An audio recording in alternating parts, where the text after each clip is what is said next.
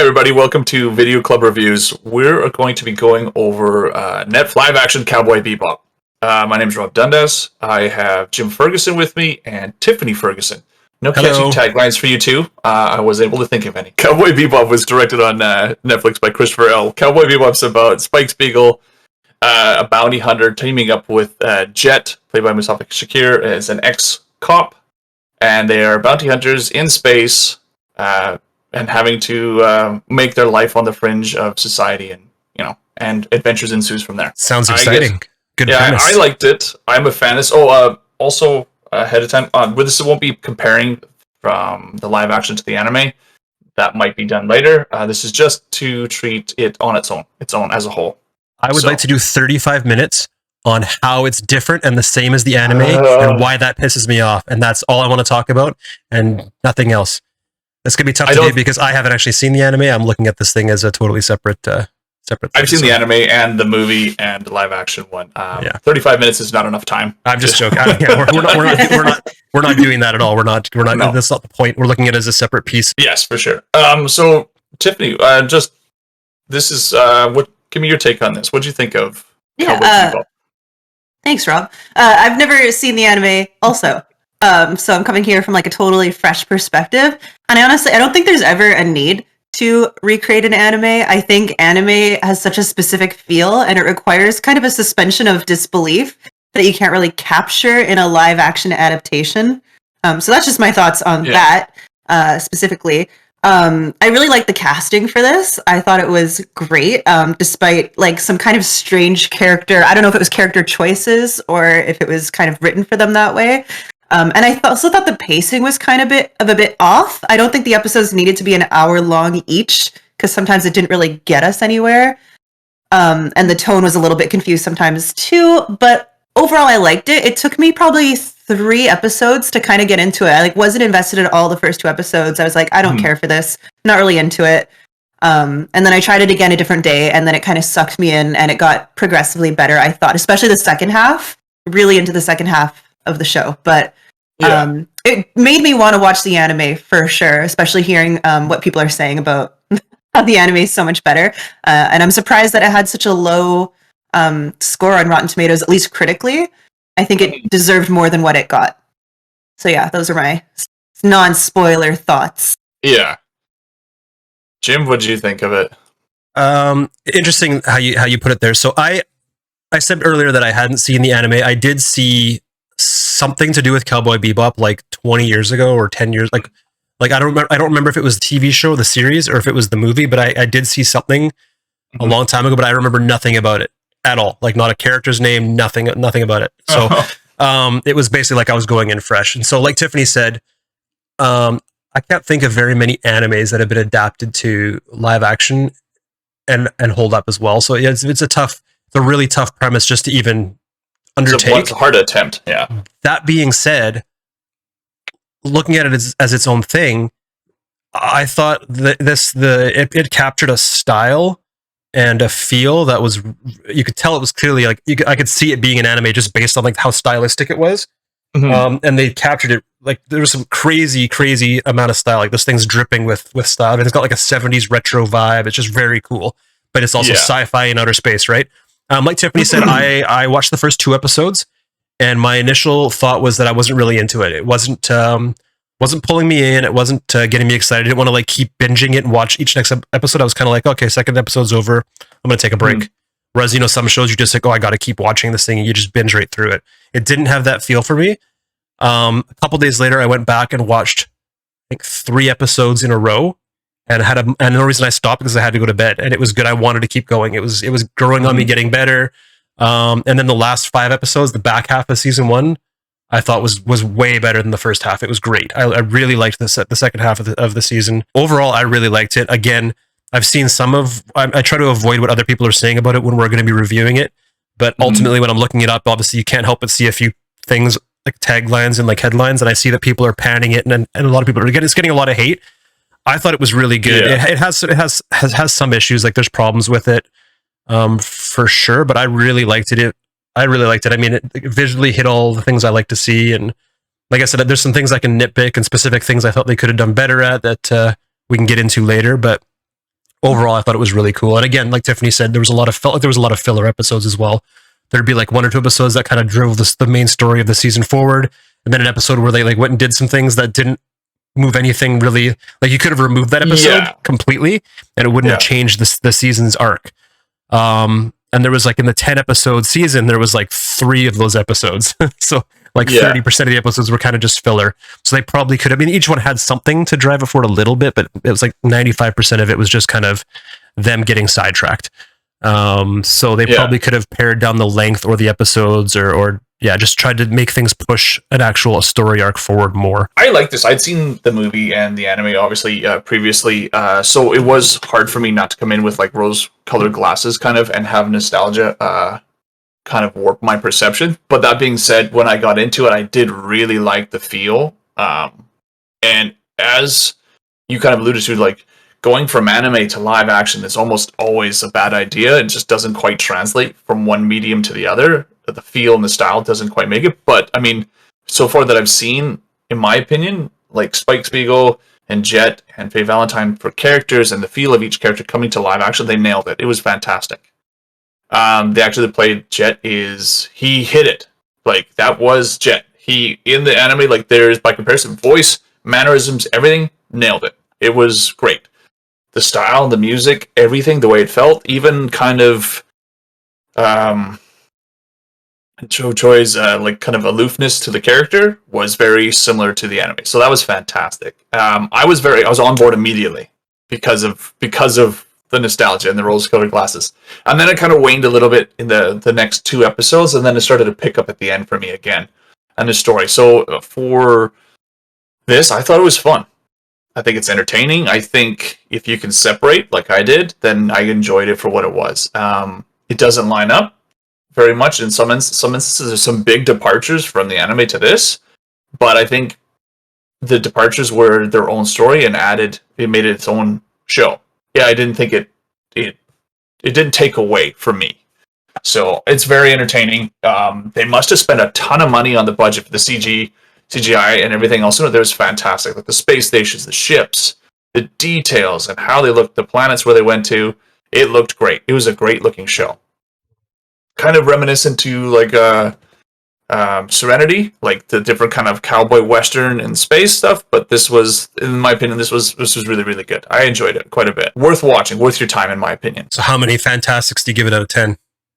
Oh, as its own. Yeah, see, that's just where I get very critical. As its own, I think it's I would give it 7 Eins out of 10. If you watch the show, you know what that rating means. I also was going to give it 7 out of 10 as well. I was going to give it 7 corgis out of 10. So hey, there you go. We are aligned. Data dogs. Yeah, yeah. I would give it 6.9 cowboys out of 10 bebops. Oh, okay. Perfect. Right on. Yeah, overall, I mean, I liked it. I thought it was fun. Like I said, there was like some episodes that probably could have been different. The pacing was a little strange. It was slow at the beginning. So if you're one of those people that needs to get hooked by it, like in the first episode, you might have a hard time sticking with it. But if you do, it picks up and gets better, and it does like progress forward with like an actual compelling story. And like I said, the style is so cool. Like it's just the way everything looks, the visuals in it were so cool. I love anything that's like futuristic retro. Like everything's they like spent old, a lot chunky, of time to that detail. Mm-hmm. Like all the technology's old and chunky with like big knobs and dials, and it's like yeah.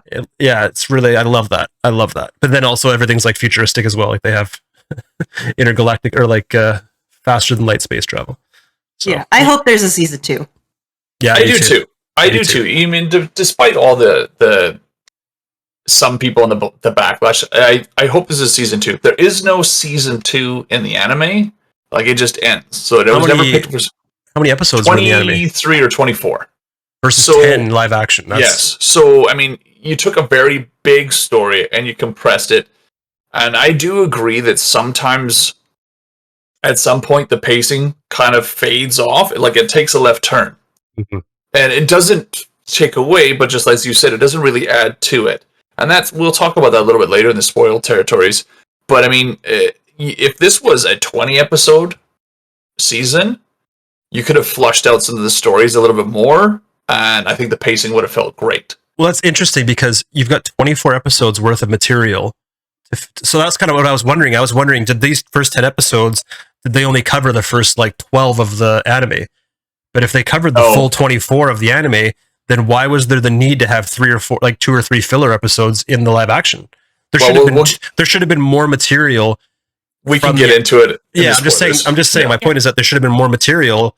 That every episode should have been the opposite. It should have been like hour-long episodes crammed with like almost too much, and you would have felt like an overload of information. There shouldn't have been time to stray off the path and do like kind of filler episodes. So it's really interesting that somehow they took more material, compressed it down, and still had episodes that felt like they were a waste of time. Yeah, but overall, like I said, overall worth watching. Definitely go watch it.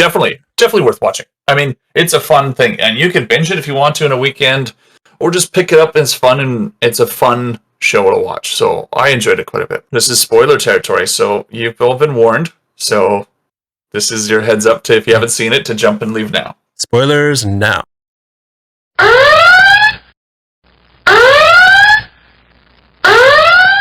So it's just some of the differences, like not huge differences, but just some uniqueness. So Faye Valentine's character is portrayed a little different in this.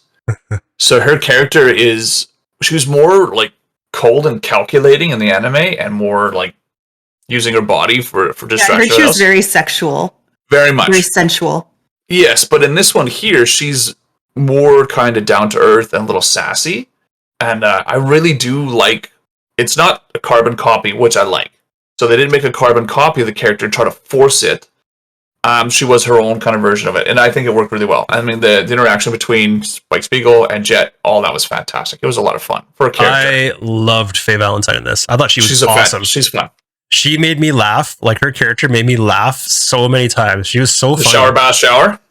Just everything. Yeah, she had so many things that I was like, for like comedy, she like definitely like filled that niche for sure. But she wasn't like a comic relief character. But she made me laugh so much. She was really funny. Yep. And just like her acting, like the part. I mean, like I said, jumping a little ahead when the robot dog like eyes project an image at them. The fact that the fact that she can't get over that for like 5 minutes or 10 minutes, like every time they go back to her character, she's like dwelling on it. I thought that was so funny. I was just like, like a bunch of stuff happens. They go back to her 5 minutes later, and she's still like, yeah, but the dog's eyes.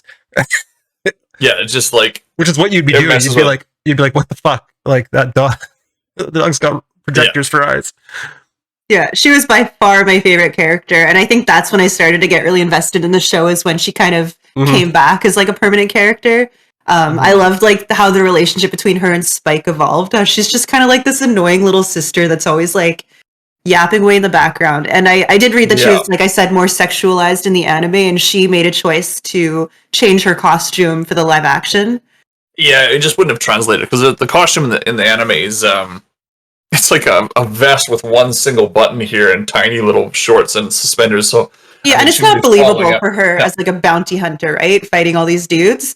So I love that she changed that, but I read that she had like a lot of trolls calling that out and being upset at. I can't eye roll hard enough at that. Right, because you're expecting her to wear a vest with one button and like suspenders in live action. And if that's the case, I want John Cho in like shorts at all times. I mean, John Cho. So going to John Cho. I mean, dude's 50 years old. What? And dude, John Cho's 50, and he was doing that. He's hitting that kung fu thing. He's ripped. Yeah, like actually shredded. The unfortunate thing is, I didn't see enough. He also looks 26. Yeah, I didn't see enough of fighting. So the character in the anime, he's like, he just Jeet Kune Do, like Bruce Lee's, like martial arts, and he's a lot of flowing, a lot of fighting. But they didn't really do a lot of that. Well, he's 50. Well, I mean, you could have done. They could have. It was a lot of background, right? Yeah, they could have done better. Happening in the background. It was all in the background, the fighting. But so for you've compared it to the anime. Your first 2 points. I mean, like, I'm not gonna go like super in depth. Like, I'm not gonna go off on tangents. There's differences. Yeah. I mean, but it was his own character. He was a different version. So he was way quicker to let me shoot. Like, he was like, I want to kill Faye, like, so many times. Yeah. In the anime, he's way more zen and chill, like, and more aloof. But in this one, he's like, no, I just want to kill her. Let me kill her. But he's like, so there's differences. He's calm about it as well, though. Just let me kill her a little bit. I just want to kill her a little. It's just like, no, Spike. No, he was great. I mean, all the main 3 characters I really liked. I thought they were all awesome. Yeah, well, I actually had sure. a question about John Cho playing Spike. Is that he was very aloof and very booty, and I was wondering if he is the same in Oh, the anime. he nailed some of the aspects of the character like fantastic. So all Okay. three of them really did they did a really good job of trying to get the characters. And the actor who played Jet, I can't remember his name, Mustafa Shakir. Yeah, he's fantastic. He has such a great voice too. He's the best actor in. He outacted everybody else, and everybody else also gave some shit because he's black compared to like a white guy in the anime. Like But they he's were like, voiced by a black guy in the anime, right? I don't know to tell you the truth. Or maybe the dub over in English, yes, obviously, Oh, okay, but but I mean, yeah, man, he was fantastic. His acting was amazing. But that being said, a couple of his episodes where he's going and getting the doll. Like I was like, I'm hearing about the bloody doll from his daughter again, and it didn't. That's kind of one of those episodes where it's like it just goes off to the side a little bit, and it's just like, okay, like this does nothing actual for the story. It doesn't add to the story. It's just trying to show about his relationship with his daughter. But I mean, if they're doing the doll thing while pushing forward something that's to do with the season's main story arc, yes, I could buy into it. But I don't think that was the case. I think they were pushing forward little other. They had like a side tangent story, getting pushed forward, but with other side tangent stories. Yeah, I agree with what you're saying, but I really enjoyed that episode when they were like fighting and stuff, and the doll's just getting like more and more hammered. Yeah. Well, he's like, he did like the Zoom meeting in this place, and he's doing like the dancing and everything else. And Spike's fighting an army in the background. Yeah. So it's a fun show. It's a beautiful looking show too. Like the scenes music was good as well. Music is absolutely fantastic. Oh yeah, well it was the same composer, right? That did this. Yeah. So they were. Go ahead. The opening sequence I thought was really good too. Sorry, Jim. Oh yeah. No, you're right. The opening sequence. Yeah, the opening sequence I think matched. I saw a side by side of the opening sequence from the live action versus the anime, and it's like very similar. It was definitely inspired by that. Oh, nice. And like you said, the teaser trailer for the show was crazy. It was so well done. If you don't want to watch the show, just at least watch the trailer for the show with like all the scene transitions being used as part of the props. It was fantastic. What an idea. Fantastic. The music, I'm going to do a counter for this one, just so you know. Fantastic. The music, so yeah, pointing to the music, because I know the music's an integral part of the show, of the anime. So they made a point. Yep. I read that John Cho wouldn't sign on to the show unless they had the composer signed. That's right. Yep. And they got the actual original and brought the whole band in and everything. I don't know what it was, but there was something about the music in the first 2 episodes where it was like most of it was very cool and it fit like the vibe. Like whenever they're on the ship and there's like jazz music playing, I thought that was awesome. It like hit the vibe for sure. It made you feel a certain way in that environment. But then there was music happening during fight scenes or during dialogue scenes with other characters. It was like jarring to me. It almost like the music didn't fit the scene. And I kept thinking about that while I was watching the first 2 episodes where I was like, I can't concentrate on what's happening because I'm just thinking the music seems like weird and like out of place. And like the key of it just makes me not feel like it just feels like it doesn't fit. But then as it pulled me out, but then that was just the first 2 episodes when I wasn't really feeling it. And then in all the next episodes, I thought the music was bang on throughout every episode. It was really weird. It was just something about those first 2 episodes. So I don't know if it was my state of mind or if something was just different with how the music was, not how it was mixed or the choices of music, just where it was placed. Yeah, I mean, weird timing. But other times they picked music during like fight scenes and stuff, and it worked awesome. So there was something about those first 2 episodes. I almost want to go back and rewatch them to see if I can pinpoint it. But yeah, I'm curious if anybody else noticed that or felt that. But that was my take on the first 2. I definitely liked the music. I thought that sometimes maybe it wasn't, and again, I'm not trying to make a comparison, the music just fit with the atmosphere better in the anime, the style, because I mean, it just looks and feels and moves, and the pacing is its own unique way in the anime compared to live action. But one of the episodes where I really, really did like the music was like the binary 2-step, where Spike gets trapped in that infinite loop, which doesn't really make any sense. If we want to dive into that being kind of a weird episode for me. But the music played when he's trapped in that cyber world was fantastic. I really, really liked that style. That being... Huh? Londes, yes. That being said, an artificial intelligence has trapped him in a mind loop to make him let go of his ex-girlfriend. Love is how it's going to take over his consciousness. Didn't jive with me. It's like, you have to let go of your girl, then I can take your mind over. My mind, I was like thinking about like, out of all the explanations in sci-fi for a reason to do something or to have something bad to happen, that's the most convoluted thing I've ever heard. Well, it had to break his tether to reality. It had to make him do something that he wouldn't actually do. Like, it had to take something that was like a base part of his reality and his like his mindset, and make him convince him that that wasn't the case, and break away from what he would actually do. And as soon as it did that, it was able to basically get a foothold into his mind and like control him. That was how I kind of read into it. And so it knew that he was obviously like, he knew that this character, if he could like turn her against him and then make him accept it, that was something he wouldn't actually do. He would never accept it if he actually did it. So it was just getting to do something that he would never actually do. It's kind of how I thought about it. That's a better way to explain it, because at first I was like, maybe I was thinking about this far too literal. Maybe that's my issue with this. I was like, this doesn't make sense to me. But that's a good way of explaining it. It could have done it with other things as well. It chose that thing. Back to the acting, we talked about the three lead characters. Faye, Jet, and Spike were all awesome. Here it comes. There were other people that were cast that were great as well. There was what's her name? The actress who ran the bar. Let's see if I can find her. Hang on a second. She's like a Jackie Brown. Yeah. I cannot remember her name, but she was great in this. No, she was really good. And her assistant or helper, like bartender at the bar, was great. Ren. Yeah, Ren. That's a total departure of a character as well. Oh, really? Whatever. Yeah. It means nothing to me. The acting, the character was great. I really liked the character. The bad guy, Vicious. Vicious and Julia. I want to talk about Julia. They're acting both. They both had episodes where their acting was great, but for the most part, their acting was pretty bad and pretty like stilted. It just Tamara Tooney, I think, was the actor for Anna, which was the lady who ran the bar. She was great. She was really good. I agree with you, Jim, for sure. Like there were scenes with Julia that were really good. I thought scenes. I disagree. Like in the entire 10 episodes, there was like 3 scenes where I thought she did a good job of acting. The other ones I thought it was pretty bad, and it was jarring.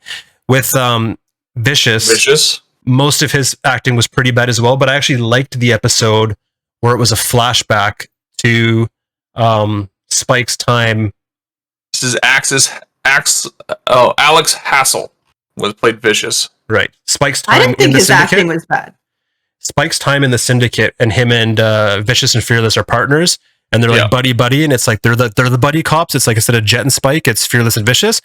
I liked his acting in that episode where he was like a wild card for sure. He was careless, and he was likable, but he also was like a little. You could see the unhinged kind of seeping through him when he like would get drunk or whatever. I liked that episode and his character in that episode, but every other one I was like, oh, he just something about him. It was too over the top. It's too over the top. He gritted his teeth so much.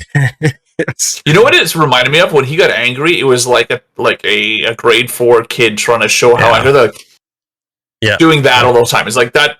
All right, you're angry in this scene. Action. He's gonna angrily try to poop out his lines. I mean, it was just. I'd like you to try again, but act a little less. Act a little less. Yeah, it was hard. I get it. Like, because you're like, nothing about it was intimidating. And that character is supposed to be intimidating. He's supposed to be an unhinged, cold, but like just killer, just a through and through crazy killer. And he was more like an angry little boy. Yeah. And that's all. Yeah, it just was too much. I agree with you that was a tough part. And I also agree with Tiffany. I don't think I saw anything in Julia's scenes that were maybe going, yeah, she's doing great. I was like, no. Yeah, I don't know if it was the actress or if it was just like the character. She just the lines. It was strange because she was a damsel in distress for the entire show until like the last 20 minutes or whatever, and it's just like didn't make any sense for me. I just wasn't there. Yeah. And I know they did it so that you would be like surprised, I guess, if you haven't. I don't know if the anime is the same, but I assume if you haven't seen the anime, it feels like a big twist. But I was just like, no, I'm not on board for any of this. It was a big, unbelievable twist. That doesn't happen in the anime. But I think Vicious, I really liked Vicious, the actor. There were definitely weird choices. His look did not work at all. But season 9 was like the best episode, episode 9 was the best episode in my opinion. Season 9. And I guess I wish that episode maybe came sooner, or that there are even like more flashbacks throughout the series, maybe to give you more of a feel of why these characters kind of became the way that they were. It was just kind of too long to go to be like, oh, okay, this is why he's so fucking unhinged. And then like it was kind of weird, like it just felt like there was extreme violence out of nowhere, and it felt really out of left field, like that bit where he like shoots up the drug place on Mars or whatever, right, and kills all those naked people. It was just like, what the fuck? Like, it just kind of came out of nowhere, and then it was so violent and so extreme that I didn't love that. It didn't match the tone, I think, of the series in general. Yeah, I mean, that's kind of where it's that departure, and they were trying to establish something, but they just missed. Yeah. And I guess, and also with Julie, they're trying to establish a certain kind of character, but just missed. And that's not a comparison to where they were in the anime. Those characters, for me, just didn't hit the same way the three main ones did. Yeah, right. I like Julia. You know where I like Julia? It was in episode 9 as well. The same episode I liked Fearless, where she like started out as just like a backup, not even she was a waitress, and then got her chance. Episode 9 for everybody is her acting Blue was Crow Waltz. Episode 9 was my favorite episode as well. I thought all the characters were better and more believable. Everybody was better. I thought the acting was better. I thought the story, like that episode was a great like show, a TV show. Like it told a really good start to end story. And I was like, it did a really good job of it. The pacing didn't feel weird in it. The music didn't feel weird in it. The action sequence in it was good. We'll get to that after, but I had problems with a lot of the fight scenes. The action sequence and that him shooting up the John Cho shooting up the Spike Spiegel shooting up the other rival gang scene was out of all of the action, out of all the fight scenes that were shot so poorly. That one, I know it was like a cheap, like supposed to be a one shot but with clear wipes every time a wooden beam went by every like 3 seconds. But it was a way better film fight scene than most of the other fight scenes in the show. So I wanted to go back. That's what I want to talk about next was the gunplay and the fight choreography. So I hated the hand-to-hand combat fight choreography in this. I thought it was so bad. It was not. It was not good. Spike was supposed to be this amazing fighter, and that's how he came into every fight. And there were a couple of fights where you got to see him do a couple of moves, like 2-3 hits in a row, where you actually got to like see it full frame with like a wide-angle shot. But you could tell that whoever planned the fight choreography actually planned some choreography because the moves flowed from one into another. I could always tell where each character was standing in relation to each other, right or left, or if they switch places, which is a fight choreographer's job, is to make sure the fight flows and makes sense. Yeah. That was all done, but whoever filmed the fights, whether it was the main director or an assistant, like an AD, it was just all like chopped up, cut up fights, like a close-up of a hand grabbing a wrist, and then a close-up of a foot raising up, then a close-up of somebody spinning around, then a close-up of somebody getting punched, and it was just jumping. It wasn't like the Born Identity with Matt Damon, where it's like up close shaky cam. This was like cut. So somebody took fight choreography and then in editing cut it to pieces. I don't think they had enough time. And maybe it was because they did not spend a lot of time on it. And I'm wondering, usually that happens if the fight choreography is bad. You edit it to make it cover up, or if you're not good at directing fight choreography, or if you don't have enough time to put into it. Right. I've heard a lot of stuntmen react episodes where they talk about like how they spend all this time doing fight choreography, then an editor comes in and butchers it. I feel like that's what happened here. That was the vibe I got. I could see the choreography, and it made sense, and I could see it was not filmed well at all. The hand-to-hand combat was not filmed well at all. But do you think this is just like an effort on their part to try to make it look more stylized? No. I believe, yes, actually, I believe that's what the editor or director's intent was. They had some sort of vision, and they trying just to make it look like cruel and choppy, and like he was trying to fit a style, but it just it wrecked the fight choreography, and it didn't give it a style. It made me just think, it just made the fights. I could just picture in the fight. I could picture a fight being filmed, and I could picture the guy just punching in slow motion, and then going, and then like cut. And then next shot, block, cut, and like it felt like they were filming a fight in slow motion because it was so cut up. Show It me wasn't like good. a few It blows. wasn't Show good. me 3 or 4 blows in a row. Bang, bang, bang, bang, bang. Then cut. Bang, bang, bang, bang, bang. But don't cut 3 times in one strike. If I go to punch Yeah. somebody, that shouldn't be 3 cuts. What's tough is whether you see like Spike do the big kick in the very beginning and kick the coin. So he does this big wheelhouse kick, and you're like, okay, cool. We're gonna see some more of this flowy martial arts that you're used to seeing in the anime, and he does this big kick, and then he never does another kick like that again. Yeah. I was like, oh, I'm like, it showed it, like it highlighted that it was a possibility. And then the first fight in the first, like Jim was saying, like in the first episode, not great. Like the hand grabbing and the gunplay wasn't smooth. It didn't feel fluid at all. It felt very like gun flip over the shoulder, break, and then like it felt very pieced together instead of a flowing scene. Like they hadn't practiced the choreography all that much. The fights and then that had guns they in them didn't were really better. get to it. They didn't. Well, I mean, even that wasn't great. And then at the end, then it didn't really. The fighting just. It wasn't what it should have been for this show, but the show was still strong enough to keep going and be entertaining enough. But it was unfortunate that they missed on the gunplay and the hand-to-hand combat. Like, yeah, there's some weird Even choices. if they had made the cuts match the beat of the music, the jazz music that was playing during the fight or something, like add style, like the cuts didn't even match the music. So they were just cuts. They were just cuts to mask how bad something was or how poorly it was filmed or whatever. But I thought the gunplay was better than the hand. It wasn't good. It wasn't great. Like it wasn't an amazing gunfight show. No. But whenever there were fights against bad guys and minions where they were shooting and there were guns involved, it was a better. It was shot backed up like wide angle, so you could see where people were standing. You could see who was undercover where. You could see who was to the left and who was to the right of the main character. So I knew what was going on. I hate when I watch a gunfight and I don't know where anybody is in relation to each other. They just keep showing people shooting guns and you have no idea where they're actually all standing. You just say, oh, he's shooting a gun. Is he left? Is he right? Is he behind him? I have no idea. The gunplay was okay. It didn't feel that. So when the fights happened in the show that had gunplay and hand-to-hand or just gunplay, those were better and less. They didn't take me out of it as much. Whereas the hand-to-hand only fights, I like was cringing during the entire scene. Did you have a particular episode that you liked? Oh, sorry, Tiffany. You liked episode 9 the most, right? That was your best. Yeah. And you agree as well. 9 was Jim? my absolute favorite episode for sure. I wanted more of that. Yeah, I liked the episode as well where he was stuck in the VR loop. Yeah, Just Binary because 2 Step. of That was episode 6. The style of how it was shot different. The CGI was a little different. It was really cool. Faye Valentine's mom or fake mom in this episode, her boyfriend, the Iron Mink, that was a very, very fun character. Yeah, he was good. I thought that was fun. I mean, there's some fantastic characters in here. I mean, for the environmental terrorists, they're going to take over the world by releasing or fight back against the corporation by releasing these spore pods. And as I wasn't sure exactly how that was going to translate, but that literally made people explode and turn into trees, which is, as crazy as it sounds, very graphic. And I was not expecting that to happen. I was like, oh, this will be it. Oh, wow. Oh, shit. Okay. Yeah, that looked very painful. And then just a bunch of people just got randomly turned into it. And you're like, holy fuck. Like, all right. Like, so that was pretty crazy. I like that aspect. We all liked the back half of the season more than the first half. And the back half was episode 6 was Binary Two Step.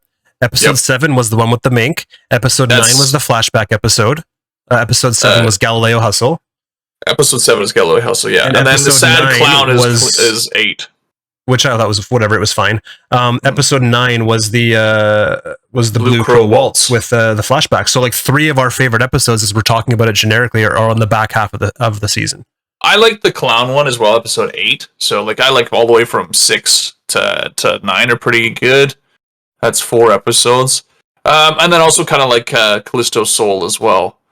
Because I think that's where it kind of starts giving a little bit of insight to Faye's kind of story. I think at one point they find out she doesn't find out until later about her past.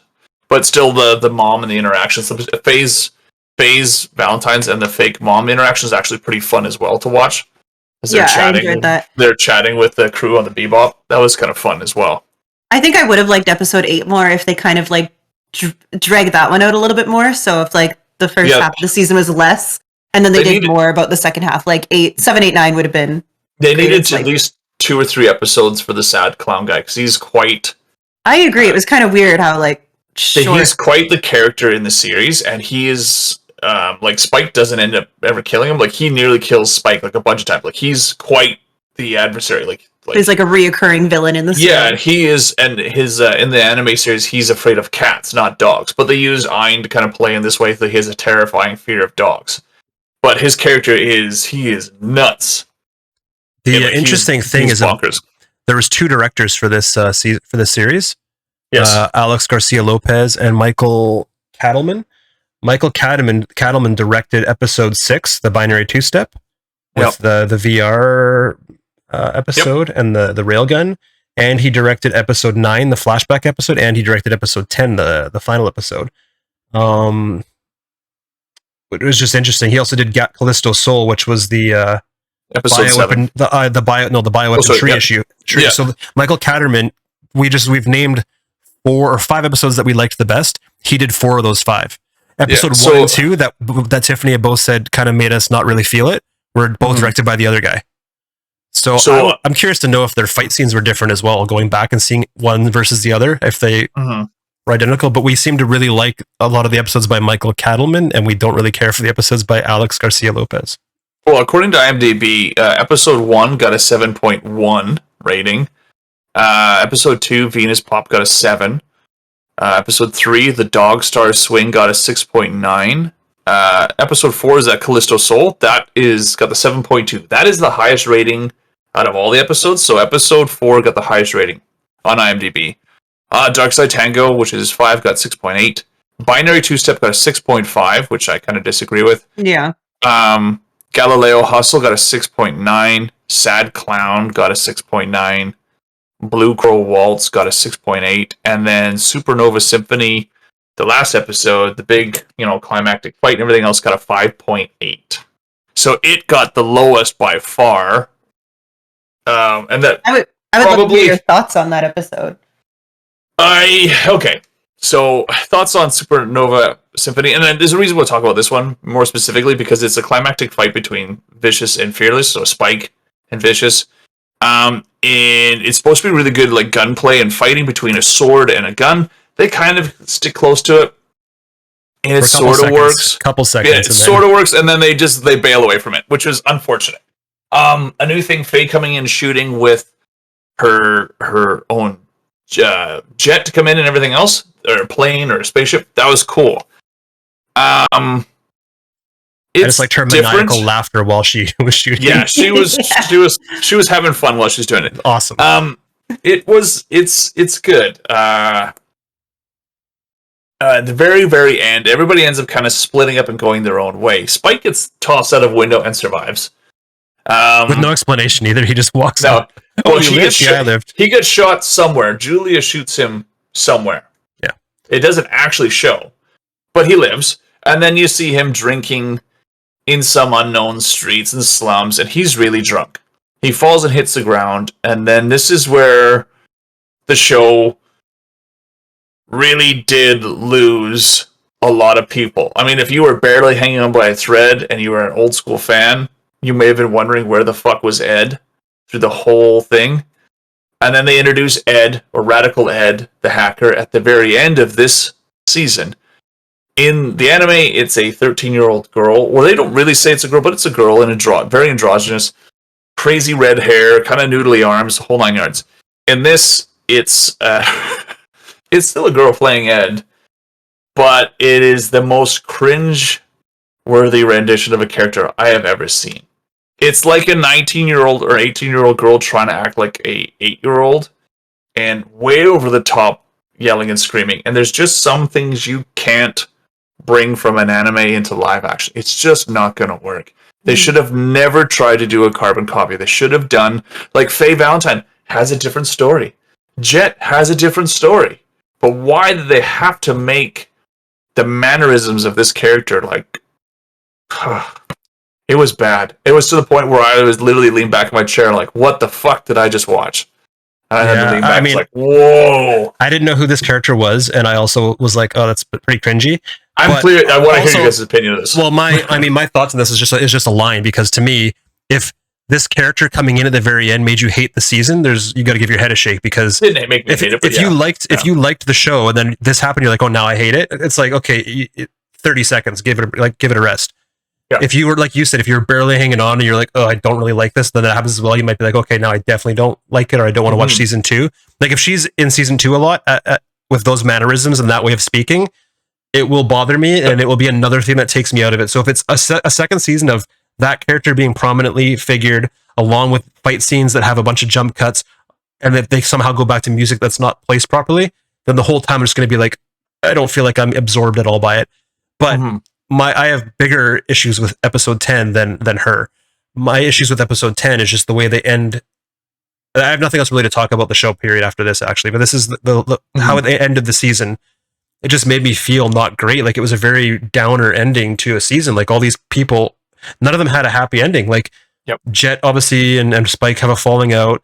Faye was supposed to get help from them to go and like track down her upbringing and her background, and Jet had promised her he would do that, and then basically is no longer going to do that because he's moping. And I mean, to Faye's credit, you can tell she's hurt by it when she's like leaving. Carry on, she's like, I'm going to go do it, and she also understands why he's not going with her, but you can tell it bothers her. So I feel bad for Faye. I feel bad for Jet. I feel bad for Spike. Like it wasn't a happy ending at all. It wasn't a cliffhanger making me think, oh, I need to see season 2. It wasn't a really cool thing making me think I need to see season 2. It was like a downer, and I'm like, well, now it's just going to be season 2 is going to start with 2 or 3 episodes of like downer, where they recover from this, I'm assuming, and get back together. That's the only way you can spin it. So I don't know. It was pretty bummer ending for the season to like end the season on the show. That's going to probably be divisive. With that kind of ending is definitely a gamble. Well, I mean, again, I'm trying not to make a comparison. In the anime, like it ends with you don't know if Spike dies or not. Like he falls over and he's like bloodied and multiple gunshot wounds, and he just goes bang, pulls the camera, falls down. Season ends, never picks up again. So it leaves you wondering, like, did the hero die? And it just stops. So it's kind of similar, but I get what you're saying. If you're going to continue to make a season 2, and you go from there, anime to live action, you're already going to have a hard time of it. You need to end the season in something that's going to make people want a second season. I thought already fighting an uphill battle. They thought they did that with introducing Ed. Yeah, and it backfired bad because that comes at the end. That comes at the end of all. They want it to be a huge moment. Yeah. Here comes the stinger. Here comes the teaser, and then they show that, and people are like, "If only they had something where they could like show something, like show an episode to a test audience and get their reactions before they release it." Yeah. Oh wait, they spend too much money on it. What are they going to do? Yeah, I guess. I mean, I'm not saying I'm not saying take Radical Ed out. I'm just saying the overall. I don't really, like I said, I don't really care about Radical Ed. My issue is more just the downer ending. Like you can't end like that. That's on brand. That's on brand for the show. No, I know, but again, you need to think I'm adapting an anime to live action. I'm gonna have a hard time with this. I better make the ending grip people, especially people who don't know the anime. You want them to be like, oh man, I can't wait for season 2, right? Like, or people that are like, oh, I had problems with it because I love the anime. I had problems with the live action. You still want to give them a reason to tune in for the second season. Yeah, because it very much feels bad. Like, how are they possibly going to get back together and forgive each other for everything? I also want to know about Julia in the anime. Like, was that the same? No. So Julia ends up dying in the anime. I believe Vicious ends up killing her. And at the end, so in Supernova Symphony, it's Spike and Vicious fighting. He ends up getting pushed to the window, and he ends up coming and fighting all the way back. Ends up killing Spike Vicious at the very end. And then Spike is now standing off against the rest of Vicious's henchmen, and he gets shot like a ton more times. Okay. And then it ends. So it's also one of those things where it's basically everybody loses. It's not a feel good ending. Does Vicious survive the end of the first season? No, he dies. Okay. Because imagine this ending. Imagine Vicious actually killing Julia in a brutal way that like hurts Spike. And that's what they did in the anime. Yeah. Like imagine she like she's gonna get back together with Spike. She's happy to see Spike. She's like, that's essentially what happened in the anime. Yeah. She dies from she gets killed by Vicious, and then like Spike is like just gutted by that, and then hates him, And that's what happens when season it goes on a war. Think about the season ending with Vicious living. He didn't die there, and he killed. So it ends with like Spike being like, I'm going to kill this guy. Like furious and angry and like whatever, right? Like that would not make you want to tune in for the second season to see what he does, versus we're going to see everybody all sad and by themselves, and one's drunk and one's sad and one's alone. I enjoyed it. I hope there's a season 2, for sure. I hope Michael. I hope there's one as well. Cattleman directs the majority of the episodes for season 2, and I hope their fight choreographer gets more of a say in the editing bay. Yeah, exactly. I'm sure if there is a season 2, we'll see more of the crazy clown guy, and obviously we will see Ed. Maybe they will take all this feedback, and Ed won't be the way it's portrayed then. Maybe that was Spike's fever dream, and Ed will be a much more calmer version in season 2.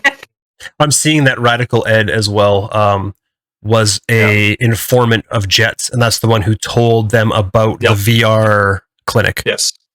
Radical Ed. They were many episodes of the first season, and at one point they ended up leaving and doing their own thing.